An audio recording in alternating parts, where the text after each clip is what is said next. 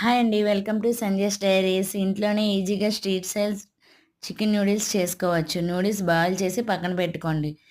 ఒక కడాయిలో ఆయిల్ వేసుకొని ఎగ్స్ బ్రేక్ చేసి సాల్ట్, పెప్పర్ వేసి బాగా ఫ్రై చేసి పక్కన పెట్టుకోండి.